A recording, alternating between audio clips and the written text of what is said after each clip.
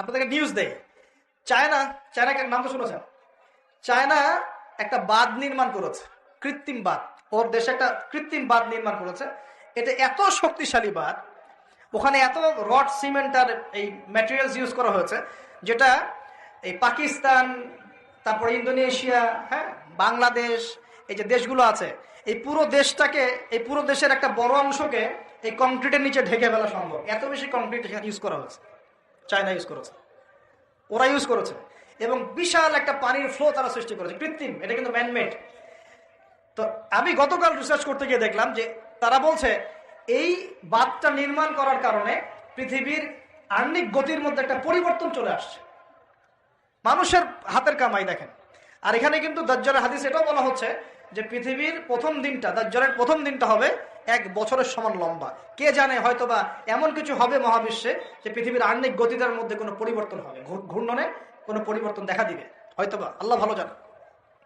তা আমি বিশ্বাস করি এটা হবে, কিন্তু আমি বলি না কারণে যে মানুষ বলবে যে আপনি এত স্পেসিফিকলি কেমন করে বলতে পারেন। তা আমার বিশ্বাস যেরকম কিছু একটা হবে, মহাবিশ্বে এমন কিছু একটা হবে যাতে এই পৃথিবীর গতির মধ্যে একটা পরিবর্তন আসবে। না হলে দাজ্জালের একদিন কেমন করে 1 বছরের সমান হতে পারে? সাহাবীরা প্রশ্ন করলেন, ইয়া রাসূলুল্লাহ, আমরা তখন নামাজ কেমন করে পড়বো? নবীজি বললেন, অনুমান করে পড়ে নিবে, তোমরা এস্টিমেট করে করে অনুমান করে পড়ে নিবে যে কতটুকু সময় পর পর ওয়াক্ত হচ্ছে। তার মানে সাহাবীরা নামাজে তখনও সচেতন ছিলেন। তারপর দেখেন, নবীজি এটাও বলছেন, দাজ্জালের দ্বিতীয় দিনটা হবে এক মাসের সমান, আর তৃতীয় দিনটা হবে 1 সপ্তাহের সমান, বাকি দিনগুলো হবে তোমাদের দিনের মতোই। এটা হবে, বিশ্ববাসী দেখবে এগুলা। বিশ্বের সামনে ভয়ঙ্কর কিছু ঘটনা ঘটা এখনো বাকি আছে। বিশ্বটা এমন থাকবে না, এখন যা দেখছেন সব এমন থাকবে না। নবীজি বলছেন, জ্ঞান উঠে যাবে যখন, এটা উঠে যাচ্ছে দিন দিন। মানুষকে এখন শেখানো হচ্ছে মানুষ বানর থেকে সৃষ্টি হয়েছে। এগুলো জ্ঞান, এগুলো জ্ঞান। ইসলামের জাজল্যমান ইতিহাসগুলোকে মানুষ ভুলে যাচ্ছে, এগুলো জ্ঞান। মানুষকে শেখানো হচ্ছে সমকামিতা ভালো জিনিস, এগুলো জ্ঞান। সমকামিতা ভালো জিনিস, এটা ব্যক্তি স্বাধীনতা।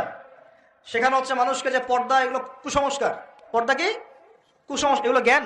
জ্ঞান কাকে বলে? ওয়ায়ুকবাদুল ইলম, মানে জ্ঞান উঠে যাচ্ছে, কবজ করে নেওয়া হচ্ছে। আর দেখেন আরেকটা হাদিস আসছে, আল্লাহ পাক কিন্তু কোরআন হাদিসকে তুলে নেবেন না। একটা হাদিস আসছে, আল্লাহ পাক কোরআন হাদিসকে তুলে নেবেন না, কিন্তু আলেমদের মৃত্যু হবে বেশি বেশি। আলেমদের জান কবজ করার মধ্য দিয়ে আল্লাহ পাক জ্ঞান উঠিয়ে নেবেন। নবীজি বলছেন, কখন এই ভূমিকম্পগুলো আসবে, সিরিজ ভূমিকম্পগুলো কখন আসবে? যখন জ্ঞান উঠে যাবে এবং জালজালা বাড়বে, ইয়াতাকারাবুজ জামান, জামানা কাছাকাছি চলে আসবে। আরো বলছেন নবীজি যে তোমাদের মাল সম্পদ বৃদ্ধি পাবে, ফায়াফিদু, এবং মাল সম্পদ উপচে পড়বে তোমাদের। দিন দিন দেখছেন না যে যার স্যান্ডেল কেনার টাকা ছিল না, সে এখন উঁচু উঁচু বিল্ডিং তৈরি করতেছে, দেখেন না?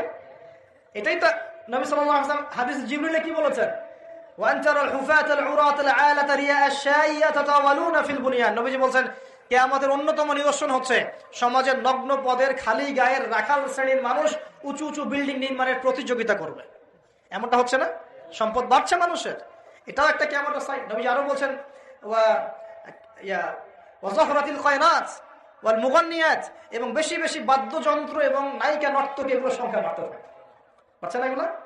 এগুলো বাড়ছে।